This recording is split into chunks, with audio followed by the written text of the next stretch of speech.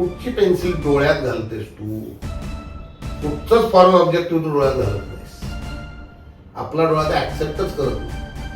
आणि मन सुद्धा. तुला एक साधा प्रयोग सांगतो. साधं प्यायचं पाणी शुद्ध एक थेंब डोळ्यात टाकून बघ काय होतं. नाही.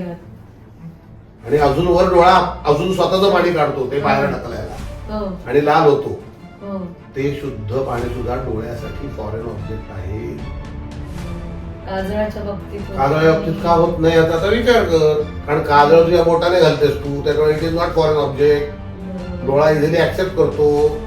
आणि त्याच्यात खोबरेल तेल आहे जे मुळातच थंडावा देतं. कापूर आहे जो अँटीबायोटिकचं काम करतो. आणि हे सगळं झाल्यावर कार्बन त्याचं काम करतो. हा जो आहे त्याच्यामुळे काही यांना पर्याय नाही.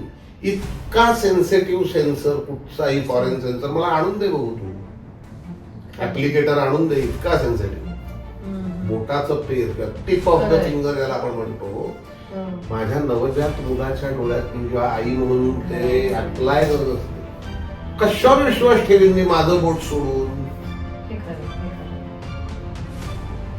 हे लॉजिक आहे. हे काय म्हणजे पुण्य पिण्य देव धर्म काही येत नाही याच्यात. हे लॉजिक आहे. पेन्सिल देवाचा हात हलेल. संबंध तर डोळ्यात जवळ नाही येऊ शकणार. घालणं खूप लांबची गोष्ट आहे. आणि डोळ्यात तर घातलंच तर उपयोग होणार आहे ना. डोळ्यावर लावून काय उपयोग नाही होणार आहे. ते औषध आहे ते त्या त्वचेत गेलं पाहिजे तर ते काम करणार. डोळ्याच्या आत राहिलं पाहिजे. पेन्सिल काय करतेस तू? डोळे बंद करून पेन्सिल फिरवते. डोळे उघडे ठेवून फिरवून दाखव. उघडे ठेवून फिरवशील कशी माहितीये ना.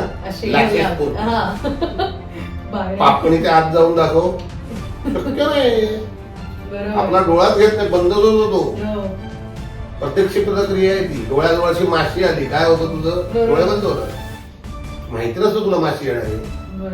तर त्या मेंदूला काढायच्या आधी डोळे बंद झालेले असतात. तुझ्या लक्षात द्यायचं असं बोट नाही होत. करून बघ प्रयोग म्हणून.